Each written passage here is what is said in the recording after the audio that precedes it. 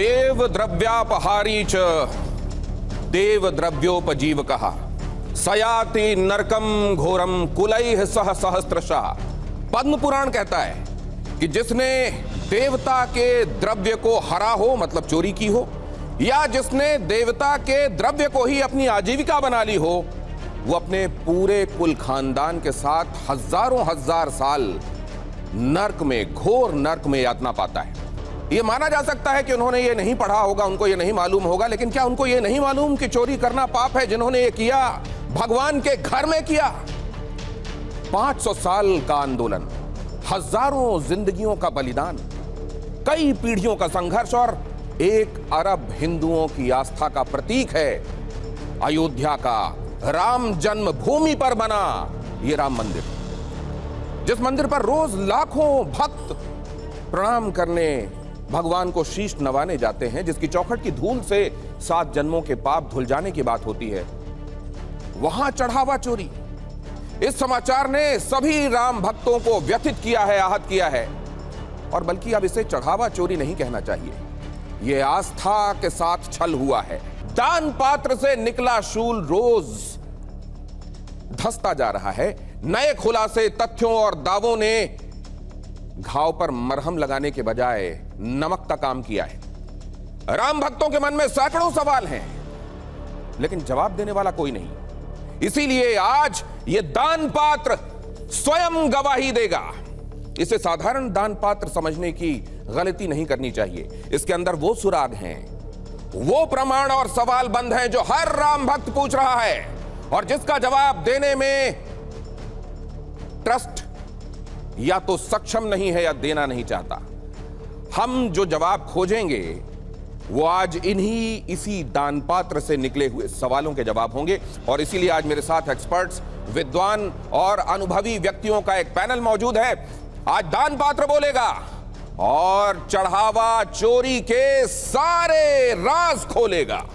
कई बार यह कह दिया जाता है, देखिए जी अमुक चीज का तो मीडिया ट्रायल हो रहा है, वहां पर मीडिया का आवाज उठाना जरूरी हो जाता है। जहां लगता है कि चीजें लीपापोती की तरफ जा रही हैं या चीजों को सतह पर वैसे आने नहीं दिया जा रहा जैसा उनको आना चाहिए। आज की बहस जरूरी क्यों है? इसलिए क्योंकि चंपत राय पर अब तक FIR नहीं हुई है। क्यों नहीं हुई है? यह बहुत बड़ा सवाल है। चंपत राय पर अभी तक FIR क्यों नहीं हुई है? सवाल यह भी है कि ट्रस्ट के कोषाध्यक्ष गोविंद देव गिरी, उनकी चुप्पी इस मामले में अभी तक क्यों है? कोष में हुई गड़बड़ तो फिर कोषाध्यक्ष को इस बारे में आकर सामने अपने मत को भी व्यक्त करना चाहिए। गिरफ्तार 8 अभियुक्तों के अलावा और कितने किरदार हैं? इन 8 पर ठीकरा फोड़कर क्या बड़े लोगों को, महत्वपूर्ण लोगों को बचाने का काम चल रहा है या यही 8 हैं, यही जिम्मेदार हैं? इसीलिए इन 8 पर फोकस किया जा रहा है। मंदिर में इतनी सुरक्षा है, इतनी सुरक्षा, इतने सारे CCTV लगे हुए हैं और जाहिर है जो वहां पर अंदर काम कर रहे थे वो तमाम लोग अपने आप को सेवादार और भगवान का भक्त ही कहते हैं। फिर उन्होंने ऐसा काम कैसे किया? बगैर वक्त गंवाए जिस दान पात्र को मूक होकर ये पाप होते देखना पड़ा, आज वो दान पात्र मुखर होकर बोलेगा। और बोलेगा तो पहला सवाल क्या रखेगा सामने? आइए दान पात्र से ही पूछते हैं और ये समझने की कोशिश करते हैं कि वो सवाल क्या है और एक्सपर्ट्स की निगाहों में उसका जवाब क्या हो सकता है। यह है पहला सवाल, चढ़ावा चोरी के कितने किरदार? ये जो 8 लोग जिनके खिलाफ नामजद FIR हुई है, क्या उतने ही? इसमें एक कॉलम और है जहां पर नामजद FIR की गई है 8 लोगों के खिलाफ। उसके बाद एक 9वां कॉलम है जो कहता है और अन्य। ये और अन्य नामों के साथ क्यों नहीं है? जैसे 8 नाम कैटेगोरिकली सामने लाए गए हैं FIR के जरिए, ये बाकी और अन्य कौन है? क्या यही और अन्य महत्वपूर्ण है? ये जो पहला सवाल है, इसके संदर्भ में हम जवाब लेंगे, लेकिन उससे पहले एक बातें जरा आपको दिखानी जरूरी है जो आपके सामने। चंपत राय ट्रस्ट के महासचिव रहे हैं, इस्तीफा हुआ है, स्वीकृत नहीं हुआ है, अब बैठक में वो स्वीकार किया जाएगा।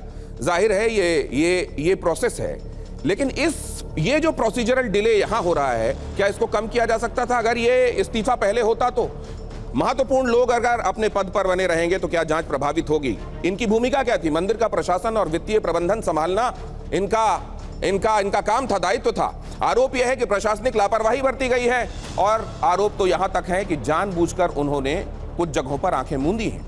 अब किरदार नंबर 2 की तरफ आपको ले आता हूं, अनिल मिश्रा। हालांकि ये ये नामजद एफआईआर में इनमें से कोई नाम नहीं है। ये वो लोग हैं जिन्होंने इस्तीफा दिया है। इनकी भूमिका अनिल मिश्रा की क्या थी? राम मंदिर की व्यवस्था देखना। आरोप क्या है? करीबियों को दान गणना में इन्होंने रखवा दिया, अपने करीबियों को। अब इसी में एक किरदार है टिन्नू यादव। इनके खिलाफ तो एफआईआर है, खैर मुख्य आरोपी इन्हीं को माना जा रहा है, सलाखों के पीछे हैं। भूमिका इनकी क्या थी? चढ़ावा निकालने से रखवाली तक का जिम्मा था, चाबी इन्हीं के पास होती थी। आरोप है कि चोरी के मास्टरमाइंड नहीं है और लाखों की नकदी इनके पास से मिली है। किरदार नंबर 4 मनीष यादव। अभियुक्त तो टिन्नू के ये भतीजे हैं, सलाखों के पीछे हैं। भूमिका क्या है? मंदिर में दान के पैसों की गिनती करते थे। आरोप है कि चाचा टिन्नू के साथ मिलकर इन्होंने चोरी की है। किरदार नंबर 5 है लवकुश मिश्रा और अनुकल्प मिश्रा। इनकी भूमिका क्या थी? ये कर्मचारी जो हैं, ये दोनों भी सलाखों के पीछे हैं। इनकी भूमिका दान के पैसों की गणना थी। आरोप है कि चढ़ावा चोरी में ये लोग भी शामिल थे।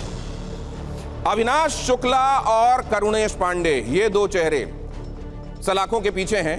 इनकी भूमिका रकम गिनती वाले कमरे तक पहुंचना, ये दान पात्र को लेकर जाना, गिनना।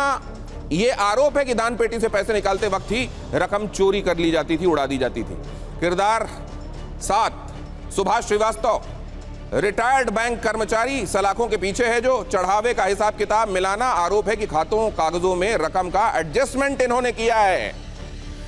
ये वो चेहरे हैं जो या तो इस्तीफा दे चुके हैं या इस समय एफआईआर जिनके खिलाफ है, जो अब सलाखों के पीछे है। लेकिन सवाल यह है कि क्या यही 8 और अन्य, या ये बहुत बड़ा सुसंगठित गिरोह था जिसने सुनियोजित तरीके से, योजनाबद्ध तरीके से इसे अंजाम दिया है? और क्या गैंगस्टर वाली धारा भी इसमें लगनी चाहिए?